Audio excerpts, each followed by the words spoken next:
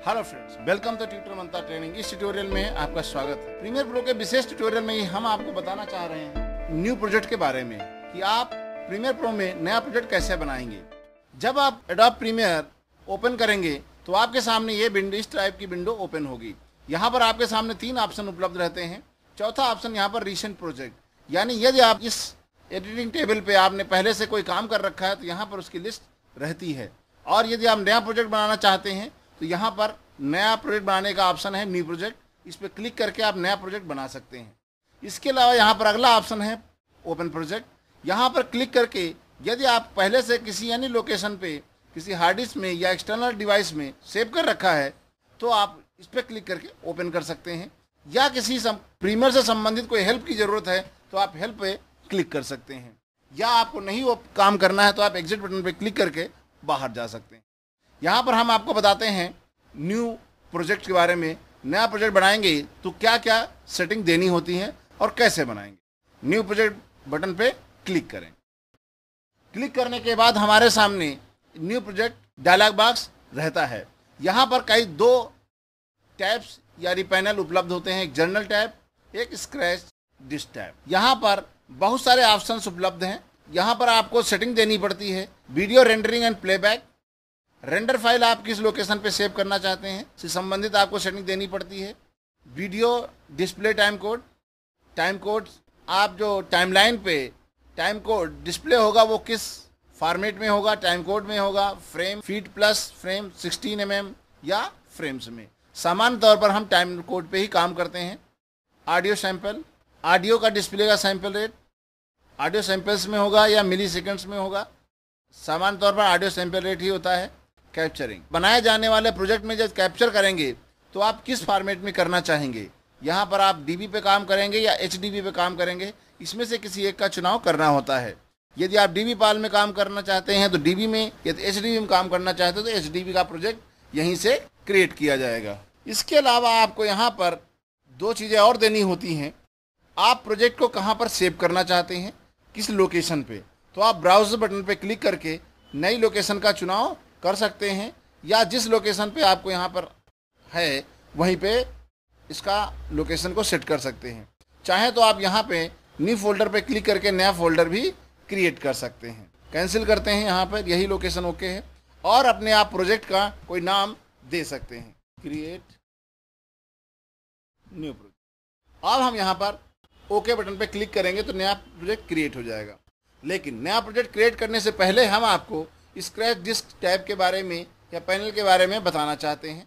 इस पर यदि हम क्लिक करते हैं तो आपके सामने यहाँ पर 4-5 ऑप्शन और ओपन होते हैं।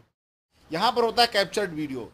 यदि आप इस प्रोजेक्ट पे कैप्चर करेंगे तो आपका वीडियो किस लोकेशन पे जाएगा इसका चुनाव इस ब्राउज बटन पे क्लिक करके आप कर सकते हैं। सेम एज प्रोजेक्ट मतलब जहाँ पर आपने प्रोजेक्ट किया है वहीं पे कैप्चर होगा, या किसी अन्य लोकेशन पे करना चाहते हैं तो आप ब्राउज बटन पे क्लिक करके उसका चुनाव कर सकते हैं। यहाँ पर वो सारी हार्ड डिस्क शो होंगी जो आपके सिस्टम से अटैच होंगी, चाहे वो इंटरनल हो चाहे वो एक्सटर्नल हो। इसी प्रकार आप capture audio, video preview, render files, audio previews files की लोकेशंस को आप यहाँ से क्लिक करके नया दे सकते हैं या सेम एज प्रोजेक्ट कर सकते हैं। सामान्य तौर पर सेम एज प्रोजेक्ट किया जाता है जिससे आपको रेंडर फाइल या वीडियो फाइल या ऑडियो फाइल को सर्च करने की ज़रूरत ना पड़े। यहाँ पर आपको एक लोकेशन, ये 22 GB हार्ड डिस्क स्पेस दिखाता है, अर्थात जिस लोकेशन पे हमने इस प्रोजेक्ट को सेव किया है उसमें 22 GB स्पेस बाकी है। ये ज़्यादा होगा तो यहाँ पर आप ज़्यादा का स्पेस दिखाई पड़ेगा। सेम एज ये तो वही है जो हमने लोकेशन सेट किया था प्रोजेक्ट की। अब हम यहाँ पर ओके बटन पर क्लिक करेंगे। ओके बटन पर क्लिक करने के बाद में आपके सामने एक और डायलॉग बॉक्स आता है न्यू सीक्वेंस, यानी प्रोजेक्ट तो आपने डीबी पाल में बना दिया है लेकिन उसके अंदर किस कंप्रेशन के साथ में आप काम करना चाहते हैं उससे रिलेटेड आपको यहाँ पर जानकारी देनी होती है।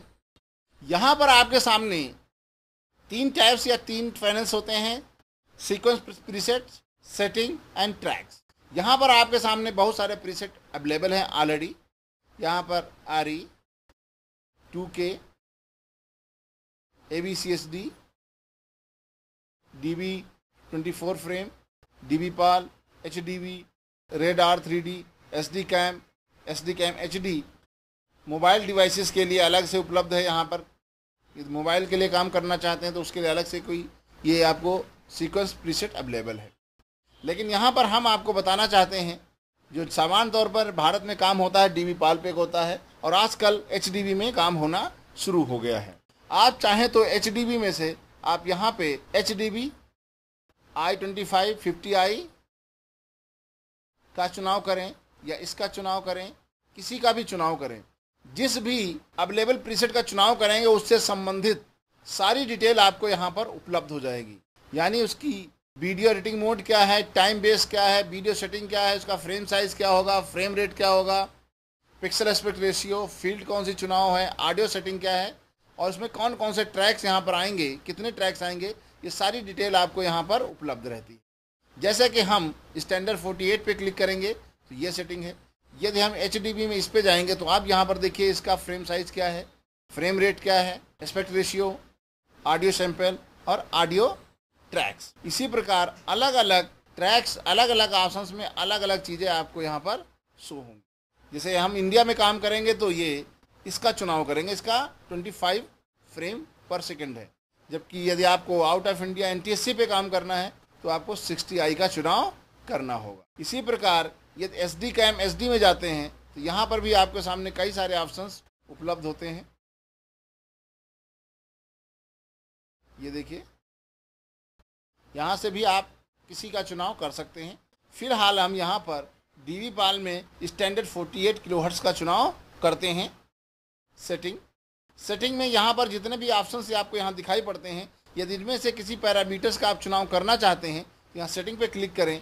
यहाँ पर एडिटिंग मोड का चुनाव कर सकते हैं किसी कंप्रेशन में, टाइम बेस यदि टाइम फ्रेम कुछ चेंज करना चाहें, इसका video frame size, aspect ratio, field, display format, audio quality, video preview किस फाइल में रेंडर करेंगे तो क्या क्या साइज़ में ये सेट होगा।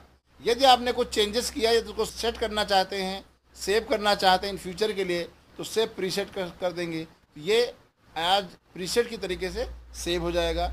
यहाँ पर आप सीक्वेंस का नाम दे सकते हैं जिस नाम से सीक्वेंस बनाना चाहते हैं। ट्रैक्स, जब आप सीक्वेंस क्रिएट करें तो आपके सामने कितने वीडियो ट्रैक हों, कितने ऑडियो ट्रैक हों, आप यहाँ से क्लिक करके ऐसे बढ़ा सकते हैं। 99 वीडियो ट्रैक ला सकते हैं। नॉर्मली वीडियो ट्रैक 1 या 2 रहते हैं। आप यहाँ पर इसको ड्रैग के द्वारा भी बढ़ा सकते हैं और यहाँ पे डबल क्लिक करके आप स्वयं कीबोर्ड द्वारा इसकी एंट्री भी कर सकते हैं जितनी संख्या आपको चाहिए। ऑडियो की क्वालिटी स्टूडियो चाहिए, मोनो चाहिए, मल्टी चैनल चाहिए, 5.1 चाहिए, इसका चुनाव कर सकते हैं। यदि ऑडियो ट्रैक आपको ऐड करना है तो यहाँ पे क्लिक करके ऑडियो ट्रैक्स को ऐड कर सकते हैं। इस तरीके से आप नए सीक्वेंस की सेटिंग आप अपनी आवश्यकता अनुसार फुटेज को देखकर चुनाव कर सकते हैं। अब यहाँ पर हम सीक्वेंस का नाम दे देते हैं ट्यूटर मंत्रा और ओके पे क्लिक। अब आपके सामने ये प्रोजेक्ट ओपन हो गया है। अब आप देखें यहाँ पर सीक्वेंस का नाम ये है, टाइम बेस 25 है। आपका ये प्रोजेक्ट ओपन हो गया। अब इसमें 4 मेन विंडोज़ हैं जैसा कि आपको हम बता चुके हैं। वर्क स्पेस हम एडिटिंग का लेते हैं, ये आपके सामने ओपन होगा। ये आपका होता है सोर्स मॉनिटर, ये होता है प्रोग्राम मॉनिटर, ये होता है प्रोजेक्ट पैनल और इसे बोलते हैं time. Thank you for watching.